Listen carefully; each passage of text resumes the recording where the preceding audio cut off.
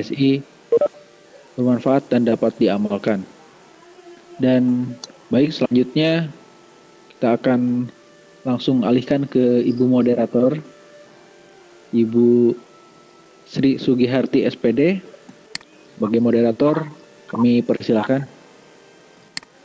Ya, Alhamdulillah, terima kasih Pak Iman sebagai hostnya. Bismillahirrahmanirrahim. Assalamualaikum warahmatullahi wabarakatuh. Waalaikumsalam warahmatullahi wabarakatuh. Terima kasih kepada teman-teman yang sudah bergabung. Ini ada trio literasi keluarga, Pak Ajat, Bu Cucu, sama Bu Tuti. Alhamdulillah nih Bu Ida Farida, Ibu PJ-nya sudah hadir, sudah menghadiri di room kami, Bu. Terima kasih atas supportnya. Kita masuk di sesi yang ketiga, Bu, hari ini. Materinya adalah mengenal gaya belajar anak. Di sini bertugas sebagai presenternya adalah Bu Tuti, hostnya Pak Iman, moderatornya saya, Sri Sugiharti. Dalam kesempatan ini saya akan bacakan kurikulum vitae-nya dari Bu Tuti. Namanya Tuti Hartati SPDSI, kemudian tempat lahirnya di Cirebon, 8 November 1980. Instansinya, tempat bekerjanya di SMA Negeri 1 Jamlang, alamatnya di Palimanan, Cirebon. Nah, nanti berkenalan lebih banyaknya, silakan Bu Tuti sendiri yang memperkenalkan diri. Beliau akan menyampaikan mengenai gaya belajar anak. Nanti kita akan mendengarkan gaya belajar anak itu seperti apa saja, kemudian bagaimana mungkin kita bisa mengoptimalkan belajar anak sesuai dengan gaya anaknya. Mangga waktunya diserahkan kepada Bu Tuti untuk menyampaikan materinya. Ya, oke, terima kasih Bu Sri dan Pak Iman atas waktu dan roomnya. Di sini saya mempresentasikan materi yang kedua untuk penugasan VCT 610 kelompok A. Kebetulan kita gabung dengan kelompok 610C ya Bu ya, berkolaborasi dengan lintas kelompok. Oke, pada kesempatan kali ini saya akan mempresentasikan tentang gaya belajar yang ada pada anak kita. Saya share dulu ya materinya.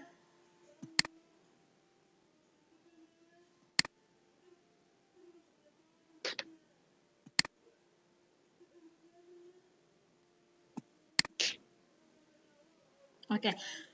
Seperti yang kita ketahui bahwa yang namanya keberhasilan seseorang dalam belajar atau keberhasilan seorang anak dalam belajar itu banyak sekali dipengaruhi oleh banyak faktor. Salah satunya mungkin adalah karakteristik, kemudian ada kecerdasan,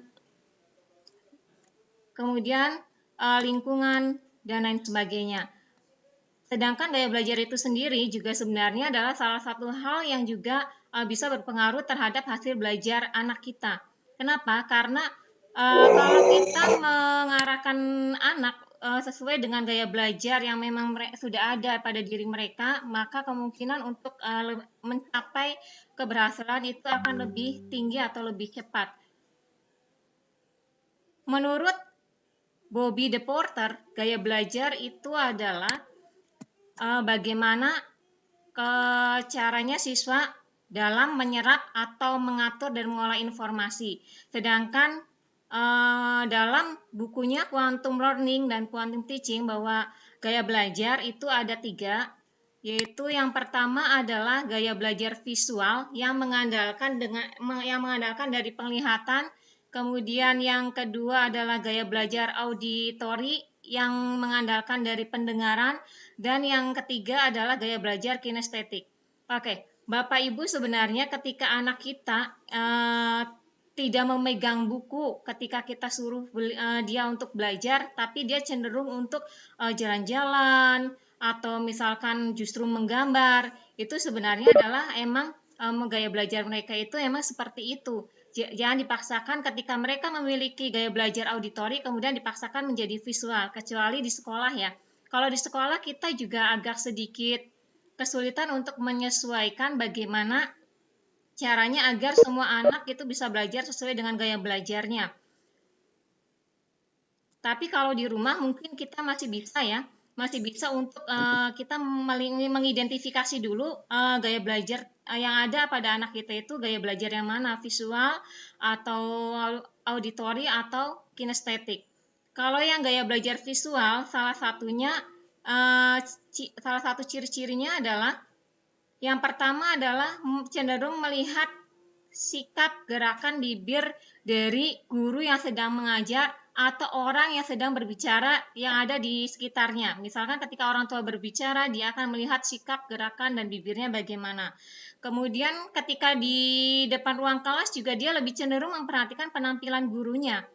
Kemudian yang kedua adalah gaya belajar, ciri dari gaya belajar yang kedua, ketika anak memiliki gaya belajar visual, cenderung dia itu tidak mampu menangkap pelajaran dengan cepat dengan cara mendengar. Dia lebih cepat menangkap pelajaran sambil memperhatikan gerakan bibir dari gurunya, kemudian suaranya, tapi membuat catatan kecil pada bukunya. Kemudian bicaranya juga agak cepat, mungkin ini termasuk saya sendiri ya, karena saya jujur aja, saya salah satu orang yang tipenya adalah gaya belajarnya menulis. Gaya belajarnya adalah visual karena hobinya membaca dan menulis. Oleh karena itu, ketika saya berbicara di depan orang banyak, itu saya agak sedikit kesulitan. Kemudian ketika saya mendengarkan orang yang ada di depan atau pemateri yang ada di depan, saya juga lebih agak sulit untuk menangkapnya ketimbang ketika saya melihat video atau melihat gambar-gambar, simbol-simbol yang bisa langsung saya tangkap artinya. Kemudian yang keempat adalah ciri dari gaya belajar visual, tak suka berbicara di depan kelompok dan tak suka pula mendengarkan orang lain. Dia terlihat lebih pasif di dalam kelas atau di dalam forum diskusi, karena dia lebih fokus pada bagaimana nih saya menuliskan apa yang saya dapatkan hari ini di dalam kelompok atau di dalam diskusi ke dalam buku catatannya. Kemudian yang kelima, kurang mampu mengingat informasi yang diberikan secara lisan.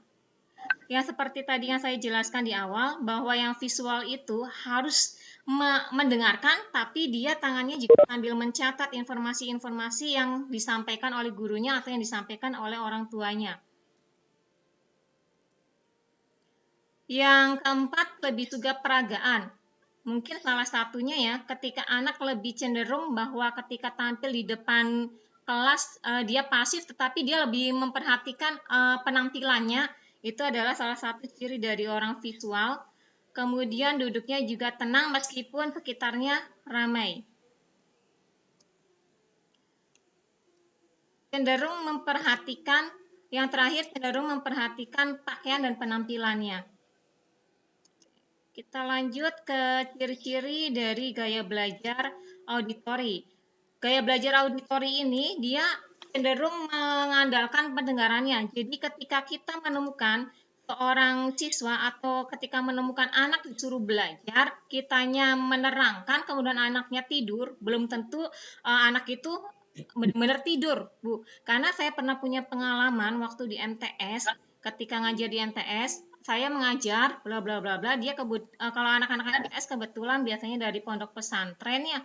Jadi layarnya jam 10 atau jam 11 itu suka pada ngantuk, Bu, balapan tidur di kelas. Tapi ada salah satu anak yang jadi perhatian saya. Dia duduknya di pojok, ketika jamnya saya, dia selalu menundukkan kepalanya. Saya biarkan aja dulu, saya ingin tahu kemampuan dia, tapi sungguh luar biasa ketika dites, baik secara lisan maupun tertulis, dia mampu menjawab semua pertanyaan. Nah, ini menandakan bahwa anak ini itu termasuk memiliki gaya belajar auditori. Yang kedua, dia pendengar ulung. Jadi anak ini akan mudah menguasai materi-materi yang ada di iklan, lagu di televisi dan radio. Dan juga lebih cepat menguasai ketika gurunya menerangkan, dia hanya mendengarkan. Yang ketiga, cenderung banyak ngomong. Nah, Bapak Ibu, biasanya kalau di dalam kelas atau di rumah, kalau kita memberi bimbingan ke anak atau ke siswa, ada orang yang terlalu banyak ngomong, belum tentu dia itu bandel atau nakal. Mungkin itu adalah salah satu caranya ketika dia berusaha untuk menyesuaikan dengan gaya belajarnya untuk dapat menangkap materi pelajaran atau materi bimbingan. Tapi kalau misalkan dianya terlalu banyak ngomong keluar dari jalur materi, alangkah lebih baiknya kita arahkan untuk fokus kembali ke dalam pelajaran. Nah, kalau orang auditori itu cenderung dia lebih senang mendengar, jadi bisa dikatakan dia tidak cakap dalam mengarang ataupun menulis, apalagi disuruh membaca. Kecuali terpaksa disuruh menghafal pun dia akan dengan suara yang lantang dan keras supaya telinganya juga ikut mendengar.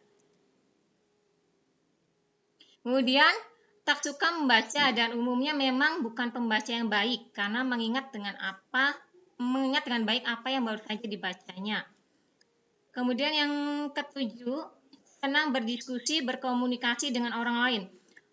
Anak auditori itu lebih cenderung ketika guru atau orang tuanya mengajak diskusi, dia paling semangat, Bu. Bahkan dia bersedia untuk menjadi ketua kelompoknya.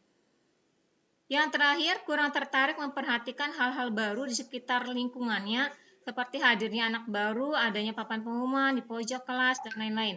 Dia tidak tertarik, tapi mungkin dia sebenarnya mendengarkan saja.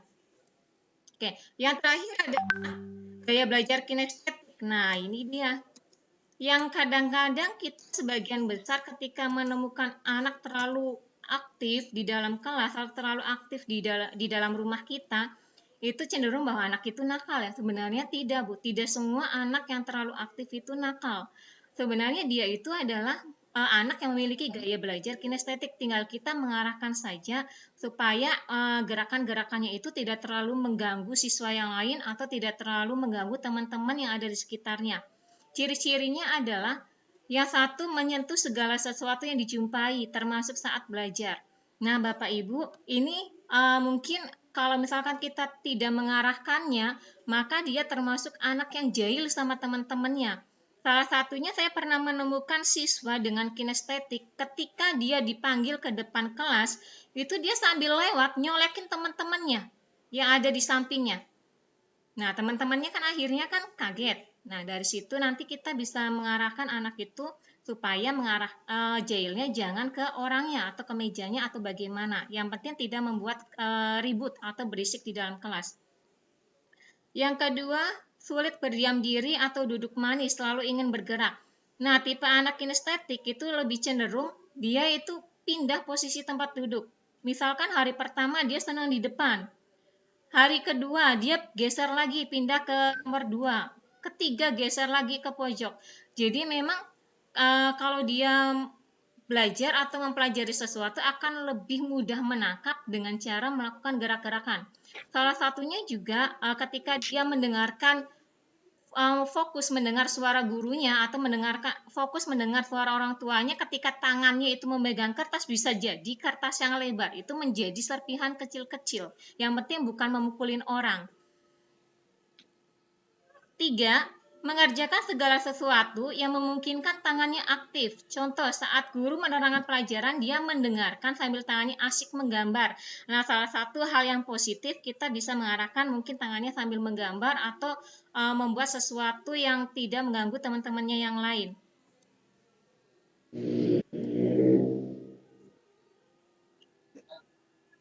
Yang keempat, suka menggunakan objek nyata sebagai alat bantu belajar manusia, maka dia akan langsung menyentuh kerangka manusia itu. Atau ketika di rumah orang tuanya mengajak memasak, maka dia dengan senang hati dia akan mencoba untuk mengenal dulu bahan-bahan yang akan digunakan untuk memasak. Misalnya bawang, dia akan pegang, kemudian dicium, kemudian bagaimana sih bawang itu. Nah, dia itu akan lebih cenderung untuk menyentuh apa yang ingin dia pelajari. Kelima, sulit menguasai hal-hal abstrak seperti peta, simbol, dan lambang. Anak-anak ini emang lebih cenderung lebih mudah belajar dengan cara melakukan gerakan-gerakan. Jadi untuk simbol, lambang, dan peta itu lebih gampang dikuasai oleh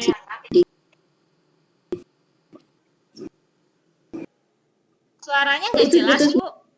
Bu, diulang lagi. Iya. Oh, agak putus-putus. Dari tadi atau baru, Bu? Iya. Sekarang sudah. Udah Oke. gambarnya sudah full, sudah bagus. Oke. Nah, baru aja. Oke.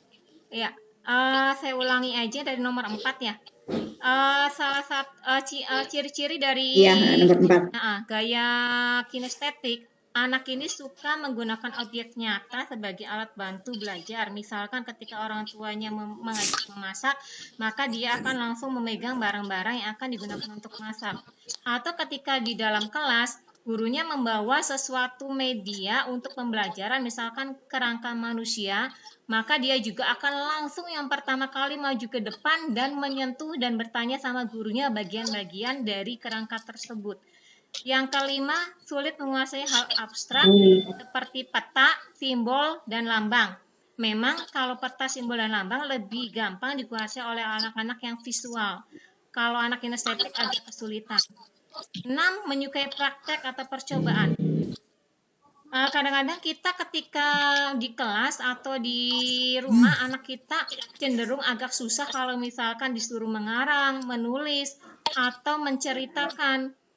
Dia lebih cenderung langsung prakteknya, itu berarti dia termasuk kinestetik. Dan ketika ada praktek atau percobaan langsung, dia langsung cepat, Bu. Bahkan yang nilai ulangannya kecil pun ketika dia praktek bisa jadi hasil prakteknya dia nilainya yang tertinggi. Yang ketujuh adalah menyukai permainan dan aktivitas fisik. Jadi di dalam kelas mungkin untuk anak kinestetik ini bisa juga kita mengantisipasi atau mengajak dia belajar sambil bermain. Misalkan dalam permainan biologi bisa menggunakan dengan role play atau bermain drama dan lain sebagainya. Ya. Oke, itu presentasi dari saya. Barangkali nanti ada pertanyaan, mangga Bu Sri ditampung dulu. Iya, terima kasih Bu Tuti tadi sudah menyampaikan mengenai gaya belajar. Mangga Bapak-bapak dan Ibu-ibu kalau misalnya ada pertanyaan boleh ditulis di chat atau angkat tangan, nanti kita buka mic. Bisa buka mikrofon sendiri sih kalau di sini ada meeting. Kalau ada pertanyaan boleh di chatnya atau langsung saja ya, langsung bertanya. 150.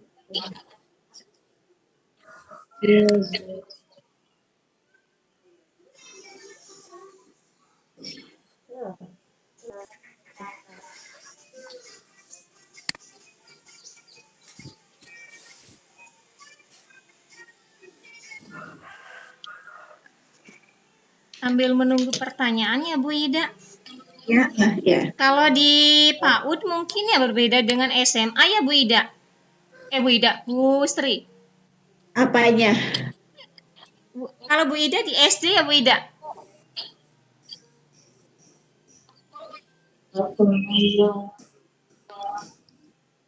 Bu, kalau misalnya ini sebelum ada pertanyaan ya. Iya. Ada nggak sih anak yang gaya belajar itu yang tadi 3 itu, maksudnya 3-3-nya ada gitu, nggak kalau misalnya menonjolnya visual berarti kita bisa bilang bahwa dia visual. Ada nggak sih yang gabungan dari ketiganya? Ada Bu, kemungkinan ada. Sebenarnya gaya belajar juga dipengaruhi mungkin dari kecilnya juga oleh lingkungannya ya Bu, kemudian psikologinya juga, mentalnya gitu kan, hobinya. Jadi kemungkinan besar tetap Bu ada yang gaya belajarnya ketiga-tiganya. Tapi meskipun ketiga-tiganya dia kuasai semua atau ada pada dirinya semua, saya yakin hanya ada satu yang paling menonjol di antara ketiga itu Bu. Tinggal kitanya harus benar-benar meneliti banget atau mengidentifikasi banget ya seperti perilaku anak kita gitu Bu. Ya gimana Bu? Itu kan dari gaya belajar itu kan kita bisa, maksudnya kalau di anak PAUD sih, tapi mungkin ke di tingkatan lebih tinggi juga ya. Anak PAUD itu kan kita pendekatannya kan jadinya pendekatannya individual gitu ya, tiap anak itu kan beda-beda gitu ya, tiap anak itu unik, dia punya kelebihan masing-masing gitu ya, jadi cocok sekali dengan ini gaya belajarnya. Jadi kan misalnya anak yang gaya belajarnya visual berarti lebih ke gambar-gambar gitu ya. Kalau di PAUD memang kita apapun kita usahakan menarik gitu ya, jadi alat gambar dan sebagainya gitu ya. Jadi kan kita sebenarnya harus menentukan dulu ya si A ini kayak belajarnya apa, jadi cocoknya dikasih materi seperti apa gitu kan ya Bu ya. Iya. Untuk mungkin nah, untuk anak PAUD mungkin ya Bu masih dalam perkembangan Bu, belum Ya. langsung menonjol ke arah satu gaya belajar ya, karena memang usia dari usia 1 tahun sampai 8 tahun itu masih tahap penyesuaian atau adaptasi. Anak-anak seusia itu tuh masih cenderung untuk meniru lingkungan sekitarnya, terutama guru dan orang tuanya Bu. Jadi mungkin alangkah lebih baiknya kalau saya ya Bu, mungkin kalau guru PAUD mah lebih menguasai ya, lebih baik diterapkan semuanya Bu. Pembelajaran yang kira-kira untuk visual, audio, dan kinestetik juga bisa mengena gitu Bu.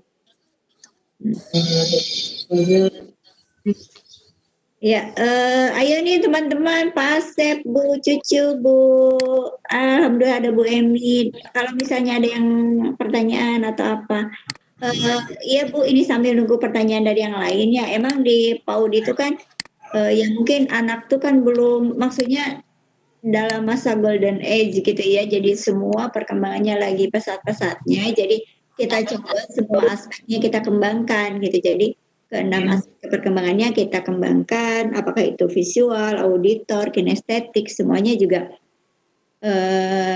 kita kembangkan.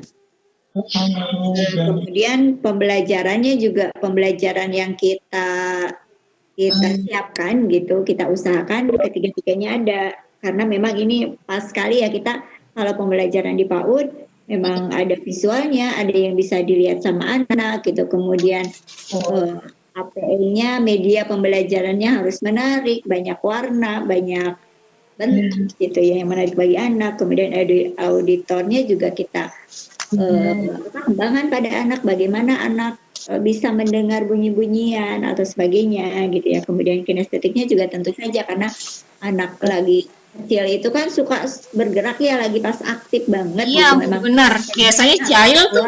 Gitu. Biasanya suka jahil. Iya, jadi oke, Bu Titi mau bertanya, mangga Bu Titi langsung aja buka aja mikrofonnya Bu Titi, mangga.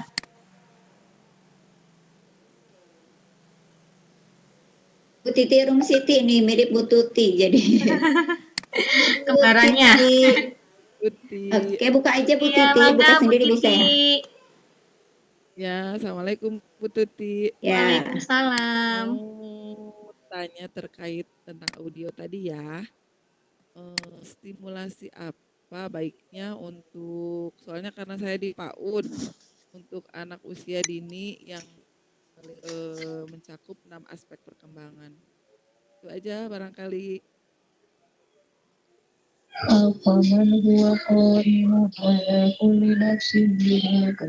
Oke, jadi bisa itu diulang lagi pertanyaannya. Soalnya tadi suaranya Bu kecil. Titi suaranya kecil. Di chat aja Bu Titi kalau nggak ini. Oke, di chat aja ya. Nggak, maksudnya nggak jelas suaranya. Makasih banyak Bu Titi. Ya, kita ini tadi sepertinya tentang anak PAUD deh, gaya belajar anak PAUD. Kita tunggu dulu karena tadi suaranya putus-putus ya. Kita tunggu chatnya dari Bu Titi.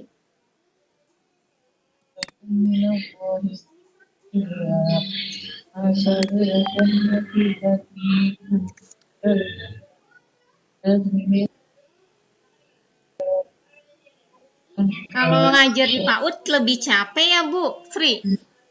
Iya, iya sih. Soalnya saya kalau nganter anak saya tuh, Masya Allah, anaknya aktif banget ya Bu Sri. Ada yang masuk ke kolong, ada yang nanjak ke kolong.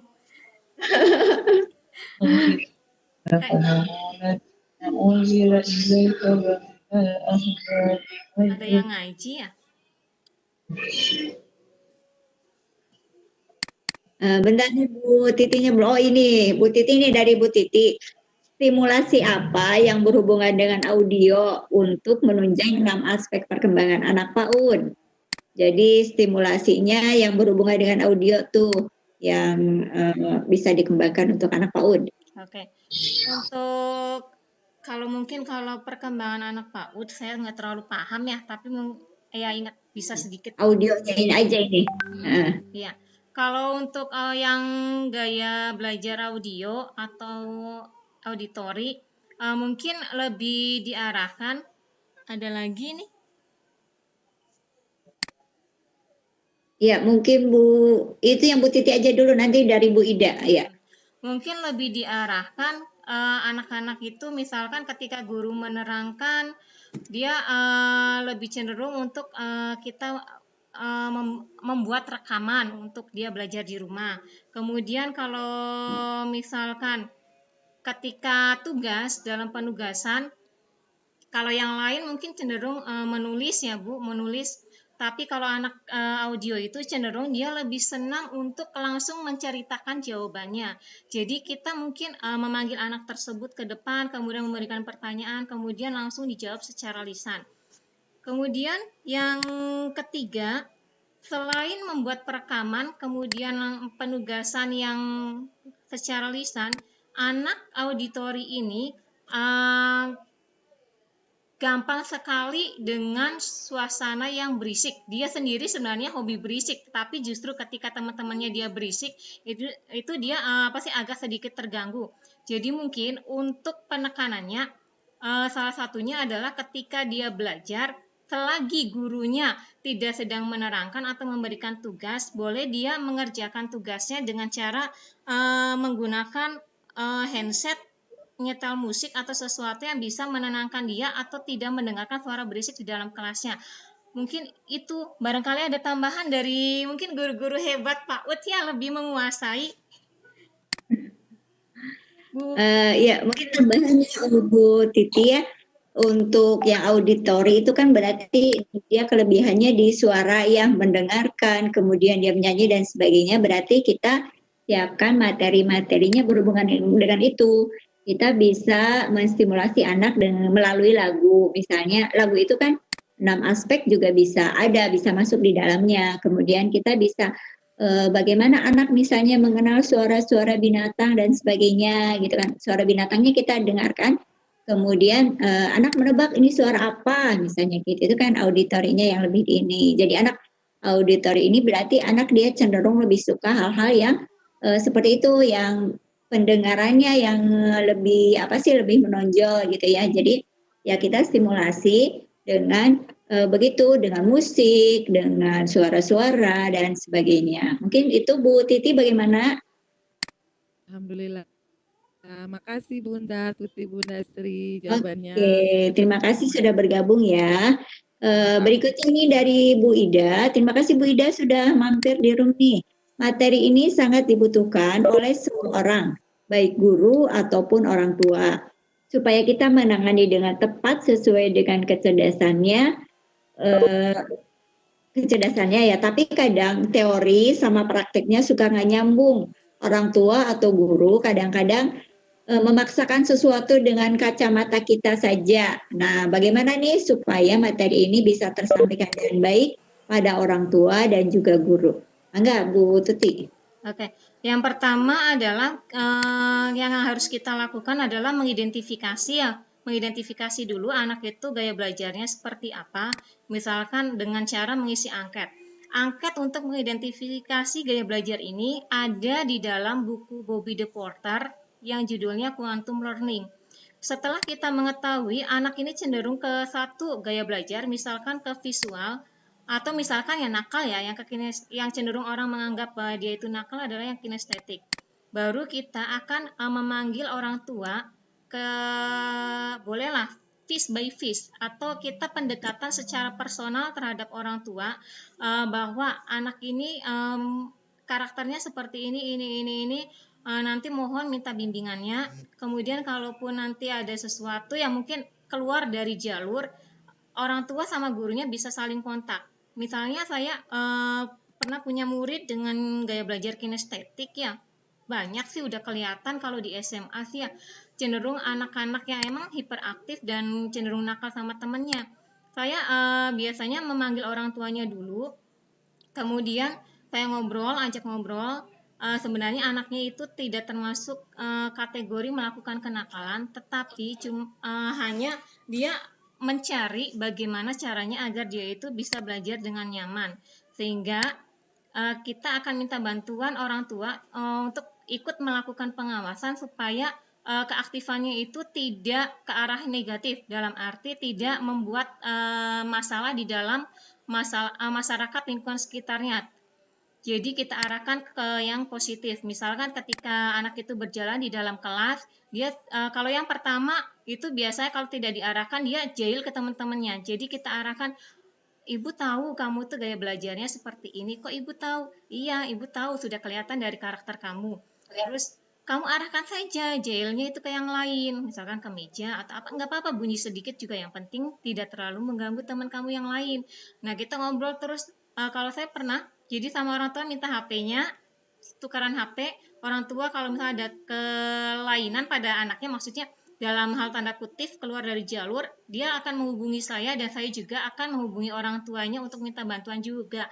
Karena memang untuk mendidik seorang anak tuh tidak hanya tergantung sama gurunya ya Bu, tergantung juga pada lingkungan sekitarnya, terutama mungkin yang paling banyak waktunya anak itu adalah di rumah. Jadi ketika keluar sekolah kita tidak bisa mengawasi anak, dan yang bisa mengawasi itu adalah orang tuanya. Jadi yang pertama adalah mengidentifikasi dulu gaya belajarnya, kemudian kita langsung bicara secara personal dengan orang tuanya, tidak di depan umum. Kalau misalkan di depan umum, memang orang tua cenderung tidak mau, Bu. Dan cenderung apa sih, dia membela kenakalan anak-anaknya. Padahal sebenarnya kenakalan anak itu bukan emang dasarnya nakal, tapi bisa jadi dia memiliki keinginan untuk belajar biar nyaman, tapi melakukan sesuatu yang mencari perhatian orang sekitarnya, Bu.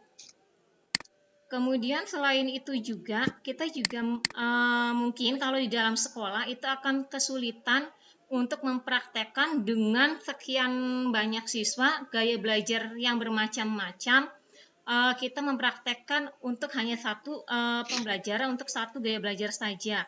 Tapi kita ketika melakukan satu metode, misalkan hanya penulisan saja dalam dalam pengumpulan tugas, kemudian ada anak yang di remedial nilainya di bawah KKM, maka kita bisa memanggilnya, kita bisa ngobrol, diajak diskusi, kemudian kita akan bisa dari obrolan dengan anak itu kita akan bisa mengidentifikasi juga gaya belajar dia seperti apa, sehingga ketika remedial dia tidak akan, kalau dia memang audio, maka kita memberikan penugasannya sesuai dengan kemampuan gaya belajarnya. Misalkan yang tadinya mencatat nama-nama ilmiah biologi, karena dia tidak mampu untuk mengerjakannya, kita panggil remedialnya sesuai dengan gaya belajar visual audionya, maka kita akan memberikan dia remedial, silakan kamu menulis nama-nama ilmiah yang ada dalam biologi, nama-nama spesies biologi, misalkan perantai, kamu nyanyikan,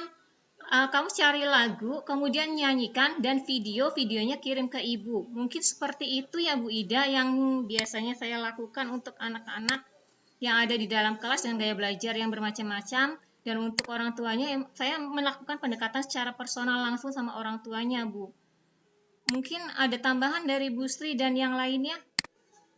Ya, itu tadi ya, Bu Ida bagaimana, sudah puas dengan jawaban dari Bu Tuti? Jadi kita memang harus tahu dulu ya anak itu gaya belajarnya seperti apa gitu, baru bisa ada ya kita sesuaikan dengan gaya belajar anaknya. Ya, ada pertanyaan yang lain dari teman-teman yang lain?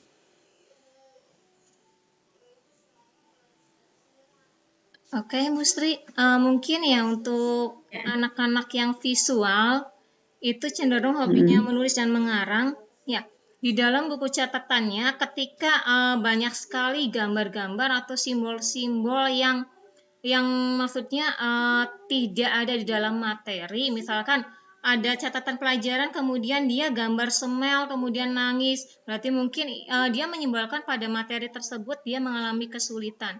Kemudian untuk penggunaan warna pulpen, jujur ya, Untuk biologi, saya terapin bahwa semua warna boleh dipakai untuk menulis. Karena apa? Untuk mengantisipasi barangkali anak-anak itu ada yang gaya belajarnya adalah secara visual.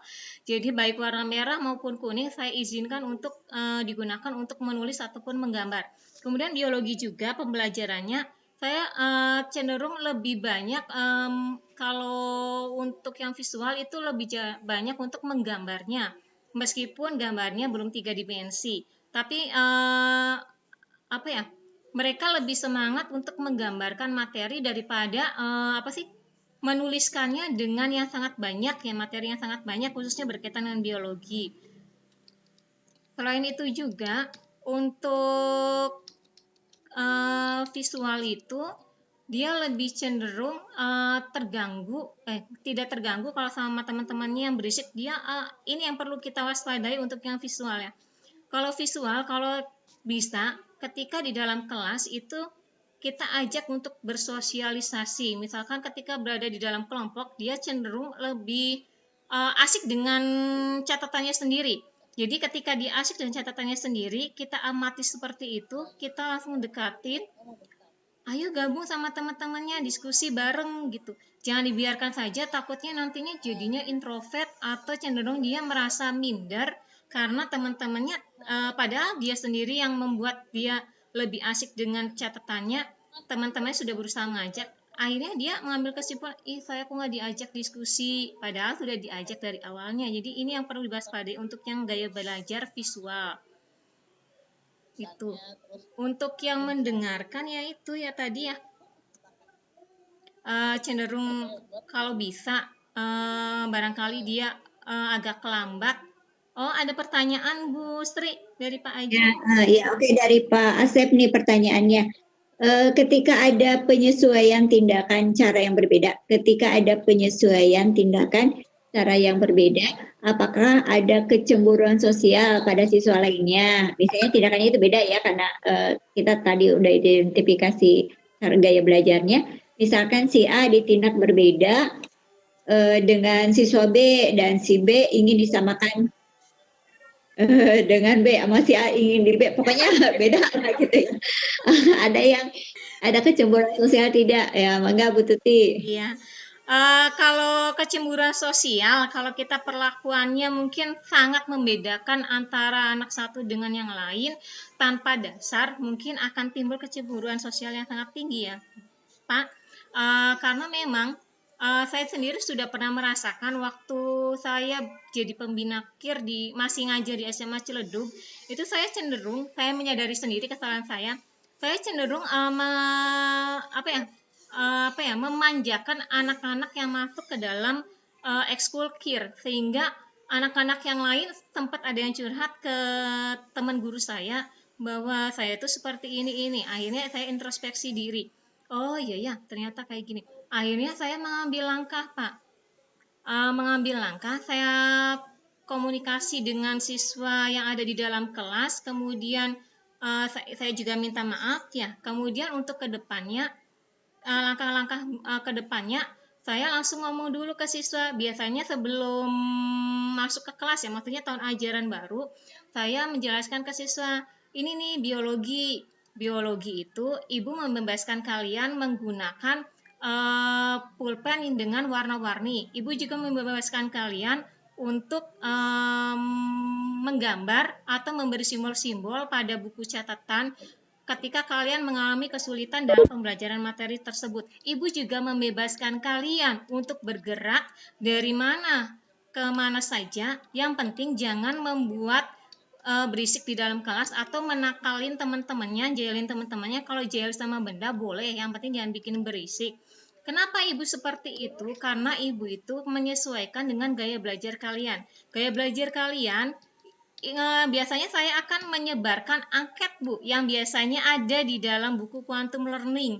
Nanti saya fotokopi angket yang ada di dalam Quantum Learning, kemudian saya sebarkan, kemudian saya check out ke anak-anaknya. Nih, dari angket ini, Ibu sudah mengambil kesimpulan bahwa anak ini gaya belajarnya ini benar enggak, anak ini gaya belajarnya ini benar enggak. Setelah mereka menyadarinya, akhirnya ketika di dalam kelas, ketika saya melakukan pembebasan terhadap anak-anak itu, tidak ada kecemburuan, Pak, insya Allah. Karena yang penting ketika anak itu mendapatkan nilai di bawah KKM, kita remedial rata. Misalnya nilainya ada 5 orang di bawah KKM, maka kita remedial ke 5-5-nya. Maka tidak akan ada kecemburuan sosial meskipun nanti penugasannya berbeda-beda sesuai dengan gaya belajar mereka masing-masing. Di sini juga sebenarnya ada sih video yang berkaitan dengan menghafal biologi sambil dinyanyikan, sambil diperagakan gitu, Pak. Ya itu aja, Pak, dari saya. Barangkali ada tambahan dari yang lain. Iya, berarti itu dari Ibu ya. Ya. Tidak akan ada kecemburuan kalau kita Sudah menjelaskan di awal, Bu. ya terlalu kelihatan gitu ya, kalau kita terlalu Iya, tidak kelihatan. terlalu kayak terlalu fokus ke si A. Nah, lagi-lagi itu kan mungkin Soalnya saya pernah mengalami itu juga bisa menimbulkan cepat ya, tapi kalau misalnya kalau misalnya rata sama gitu mah insya Allah tidak, apalagi kalau kita dari awalnya juga sudah memberitahu bahwa kita melakukan tindakan seperti ini sesuai dengan gaya belajar mereka gitu ya, gaya belajar si A si B-nya gitu. Oke, sepertinya iya, jadi Pak Ajat nih live karena baterainya lowbat, mungkin bisa dimengerti. Nah, ini dari Bu Titi pertanyaannya, apakah quantum learning itu bisa diterapkan di PAUD? Kalau bisa di-share maksudnya. Iya, sangat bisa sekali Bu Titi. Kalau saya baca ya dari quantum learning, dan saya juga termasuk dulu sempat gabung dengan tim quantum learning. Waktu itu presdirnya masih Pak Asdur, sekarang mah udah almarhum. Jadi sebenarnya gaya belajar quantum learning ini adalah cenderung pembelajaran yang mendekati kepribadian anaknya. Jadi mungkin waktu PAUD itu adalah pertumbuhan yang benar-benar lagi bagusnya ya Bu ya. Justru kita lagi golden age. Lebih mengarahkan kedengaran Bu Sri? Ya. Ya agak putus-putus tapi bisa ada ya. Akan lebih mengarahkan siswa untuk bagaimana itu belajar. Misalkan salah satunya ya, di dalam PAUD itu kan anak senang sekali ya ketika misalkan mendapat nilai 10, maka di quantum learning itu salah satu caranya agar anak semangat belajar adalah memberikan perayaan. Aplaus untuk anak ini karena mendapat nilai 10. Ayo yang lain, kejar nilainya biar dapat aplaus juga. Atau misalkan ketika anak itu mendapat nilai maksimal, kita juga memberikan hadiah kecil. Misalkan permen 1 aja itu sudah cukup, Bu. Membuat anak senang ya, anak usia PAUD. Jadi sangat bisa sekali dan mungkin bisa dikatakan sangat tepat sekali kalau dipraktekkan di PAUD, Bu. Ya. Karena emang pembelajarannya itu benar-benar aktif banget dan gurunya juga harus berusaha untuk mengenal siswanya secara psikologi dan pendekatan personalnya ke siswanya juga, Bu. Iya.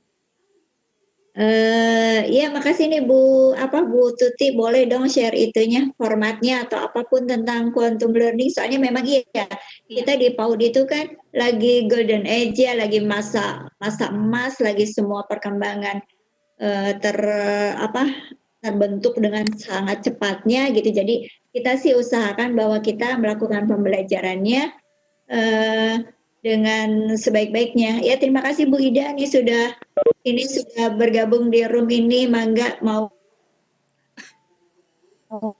melihat-lihat room yang lain. Terima kasih sudah datang Bu Ida. Terima kasih supportnya. Ya itu Bu, berarti memang ya di PAUD itu kita kan semuanya sih kita pembelajaran semuanya dari ketiga aspek ini. Lalu kita coba kita fasilitasi di dalam kegiatan. Jadi ada auditorinya, kinestetiknya, kemudian visualnya itu pasti ada. Tapi kita juga ingin dari bawah itu kan udah kelihatan bahwa si A ini dia lebih ke visual gitu, si B lebih ke auditori, si C lebih ke kinestetik gitu. Jadi mohon tuh yang quantum learningnya bisa kita share, bisa kita bagikan kepada guru-guru yang lain. Ya. Iya. Oke, ada pertanyaan yang lain? Ada pertanyaan yang lain nggak? Ya berarti itu mah ke Bu Tuti ya. Bu Tuti bisa nanti share ke saya akan Oke. meneruskan kepada yang Ya, lain. boleh. Tapi itu ya, Bu, saya itu punyanya buku. Ya, nanti kita lihat aja. Pokoknya kita pelajari aja. Ya, ya. Iya, Bu.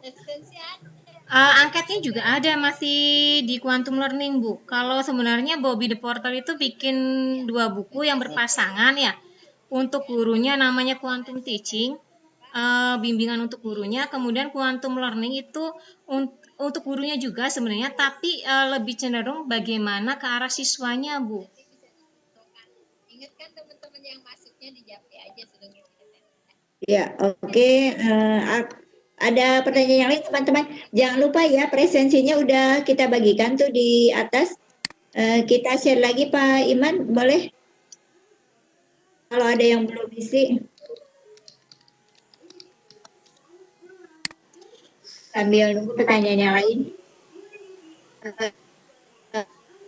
Ini sangat menarik sih gaya belajar. Memang kemudian anak saya aja ya, 2 anak saya tuh gaya belajarnya emang beda-beda, lain-lain dari satu anak dengan anak yang lainnya gitu. Memang kita orang tua ya harus tahu anak ini gaya belajarnya seperti ini, pendekatannya berarti ya buat seperti apa gitu kan, pasti itu beda-beda ya cara ininya, cara penanganannya gitu. Ya. Oleh karena itu ya Bu, jadi orang tua, kita nih sebagai orang tua kadang-kadang kan ada orang tua yang memaksakan keinginannya terhadap anak ya Bu. Misalkan anak tuh apa sih, auditori ya, misalkan anak tuh cenderung auditori tapi orang tuanya itu cenderung dia mengarahkannya ke visual gitu. Alangkah lebih baiknya sekalipun emang di awal ketika anak itu masih kecil ke arah negatif, justru ketika masih kecil itulah kita masih bisa mengarahkannya ke hal-hal yang positif ya Bu. Ya.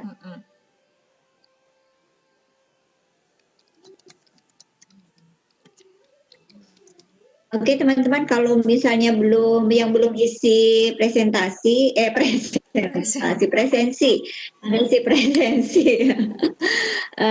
presensinya diisi.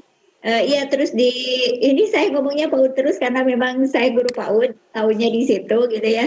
Memang kita jadi istilahnya semua anak unik, kemudian semua anak juara, tidak ada istilah ranking itu kan. Ya, kita pokoknya semuanya juara. Apakah itu dia Rudi Habibie, apakah dia Rudi Hartono, apakah dia Rudi Herudin, gitu ya. Semua anak unik, semua anak bagus ya, kita berkembang sesuai dengan gayanya. Kalau menurut Bu Putih itu kan betul Bu. Gayanya penting kita kembangkan semua aspeknya untuk nanti ke depannya bisa ini. Ini ada dari Bu Santi. Maaf mau tanya, sangat menarik sekali materinya walau terputus-putus. Nah, kalau ada anak yang dilarang pegang HP sama orang tuanya, kemudian mengancam kedua orang tuanya itu, kita harus bagaimana?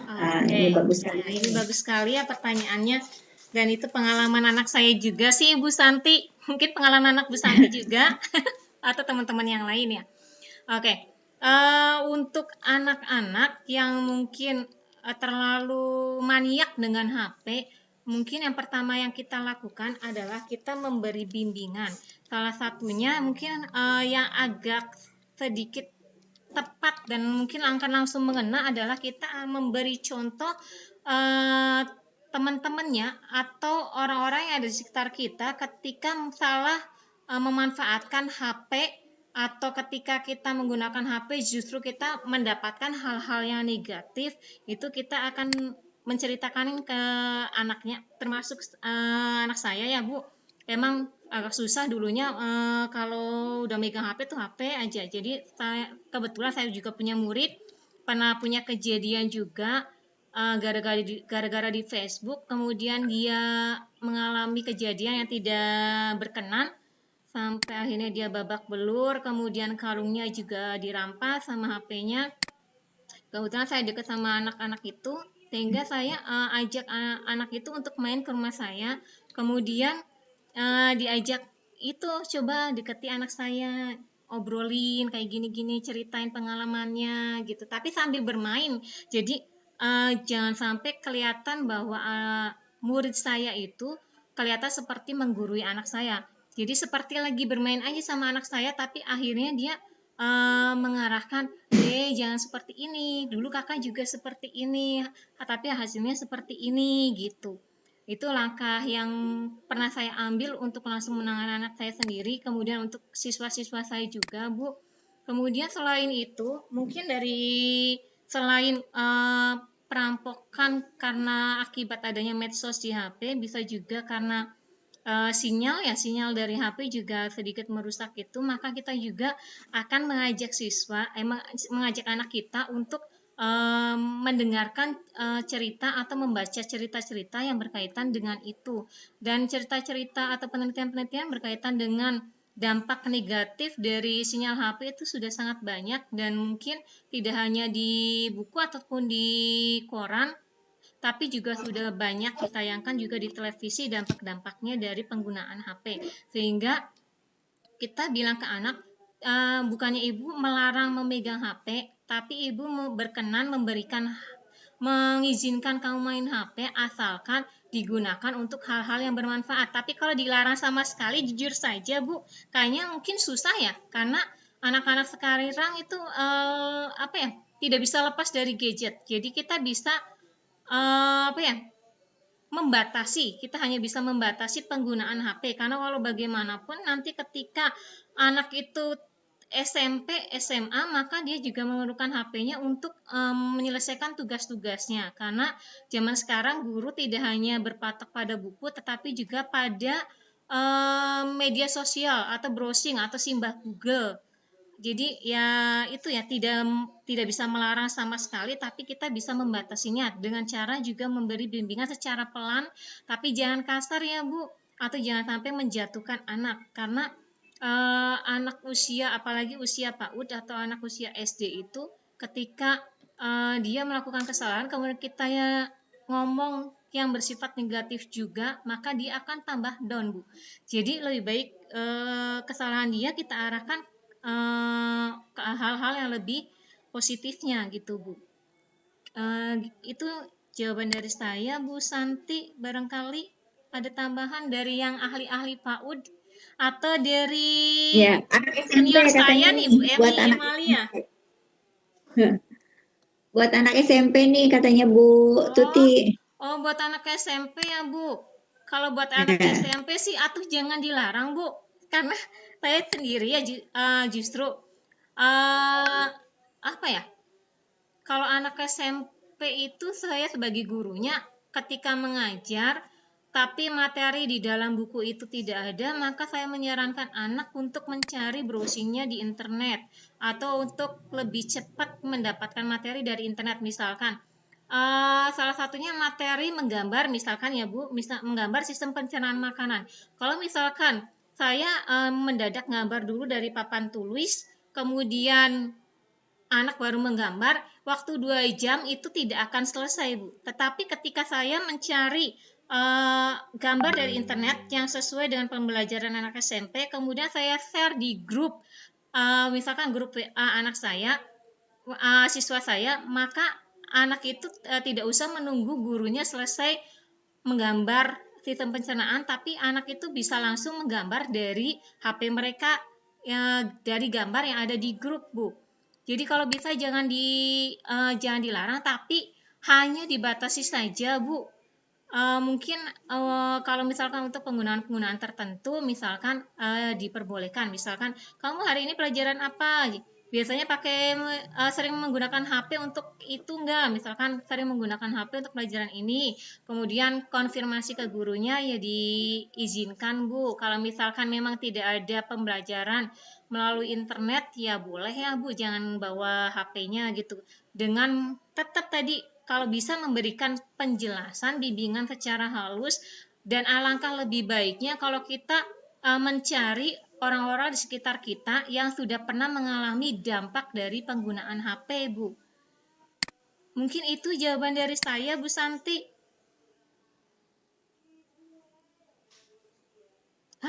Iya, Bakal ini celurit. itu dia mengancamnya kan, mengancam karena pegang HP, dilarang pegang HP. Mungkin ini apa? Jadi kita harus lihat dulu ya. Kalau misalnya full, memang sekarang untuk apalagi lagi diam di rumah kan nggak mungkin ya, Iya, karena pembelajarannya juga sistemnya daring semua. Jadi ya pasti otomatis pegang pakai HP HP ya. gitu ya. Yang penting kan pengawasannya aja, kemudian jangan sampai konten-konten yang memang tidak Iya. perlu bagi anak gitu ya. Jadi kalau misalnya ini dia anak mengancam pakai celuritnya nih, gimana nih Bu Tuti nih? Kalau menurut saya mah ketika anak bawa celurit, udah Bu dilepas aja dulu HP-nya ya. Sambil nanti besok-besoknya kita cari kira-kira anak yang pernah bermasalah dengan HP tetapi mungkin dekat dengan anaknya Bu Santi untuk mencoba untuk berbicara ya Bu. Mungkin itu solusinya Bu. Jadi ketika anak sudah emosinya tinggi, jangan dipaksakan dengan kita juga emosinya tinggi Bu. Kita serahkan, kita biarkan dulu reda, kemudian kita cari, nih anak ini dekatnya sama siapa, kemudian kita minta bantuan sama dia agar dia yang untuk memberikan bimbingan ke anaknya Bu Santi mungkin ya Bu. Bu Sri atau Ya. Bu Emi, Panandang barangkali ada solusi. Bu Emi mungkin mau menambahkan nih Bu Emi, ya itu berarti ini teman sebaya ya, biasanya kan orang tua harusnya sih kan kita sebagai teman ya dengan anak, tapi kadang-kadang kan anak lebih terbuka ke temannya mungkin daripada kita ke orang tua, jadi kita bisa gunakan cara itu juga sih untuk mengatasi anaknya ya, supaya bisa sesuai dengan apa yang kita harapkan. Gimana Bu Santi, ini sudah waktunya tinggal 1 menit lagi, puas? Kalau tidak puas boleh dilanjutkan dengan pertanyaan-pertanyaannya ke Bu Tuti ya, itu ada nomor kontaknya. Waktunya 1 menit lagi nih Bu Tuti, mungkin ada kesimpulan atau apa yang bisa disampaikan dari materi hari ini, mangga Bu Tuti. Oke. Kalau berkaitan dengan gaya belajar, saya cuma bisa bilang bahwa ketika pembelajaran di kelas, alangkah lebih baiknya ketika anak-anak itu mengalami kesulitan dalam belajar, kita harus bisa mengidentifikasinya apa nih permasalahannya yang ada di anak itu. Kemudian kalau bisa juga pembelajaran di dalam kelas, kalau pembelajaran dalam kelas jelas ya mungkin agak susah. Untuk penugasan yang bersifat remedial itu siswa kita sesuaikan dengan kemampuan siswa dan gaya belajarnya. Nih anak ini mampunya seperti apa nih? Kita berikan sesuai dengan kemampuannya. Soalnya kalau misalkan tidak sesuai dengan kemampuannya, berkali-kali di remedial pun, misalkan anak dikasih pertanyaan, tetap di remedial nilainya segitu lagi, berkali-kali pun dia tidak akan bisa mencapai nilai KKM. Jadi gaya belajar sesuai dengan buku Quantum Learning yang ditulis oleh Bobby De Porter ada 3, yaitu gaya belajar audio, visual, dan kinestetik. Mangga Ibu, itu aja mungkin kesimpulan dari saya. Ya, terima kasih nih aplaus yang pokoknya mah hebat buat Bu Tuti ya. Terima kasih. Kalau misalnya teman-teman masih penasaran mengenai quantum learning, ini bisa gaya belajar ini bisa via WA ya ke Bu Tuti. Terima kasih atas materi hari ini. Saya sebagai moderator mohon maaf jika dalam mengantarkan acara ini ada kekurangan kesalahan. Saya tutup dengan billahi taufiq wal hidayah. Wassalamualaikum warahmatullahi wabarakatuh. Acara ini, sesi ini saya serahkan kembali ke hostnya, ke Pak Iman. Mana Pak Iman? Iya, Ibu. Ya. Terima kasih banyak Ibu yang telah memaparkan materi, Ibu Tuti Hartati SPDSI, luar biasa sekali ya Bu ya. Saya jadi pribadi mengetahui bagaimana anak-anak cara belajarnya itu, karena emang bermacam-macam sekali ya Bu ya. Tadi saya sempat berpikir juga, wah ternyata saya pernah melakukan hal yang salah mungkin ya Bu ya. Dalam hal mengajar. Luar biasa sekali Ibu Tuti Hartati SPDSI, terima kasih luar biasa. Boleh tepuk tangan dulu untuk Ibu Moderator, Ibu Sri Sugiharti SPD PAUD, dan barangkali akhirnya kita harus pamit. Kali ada materi lagi.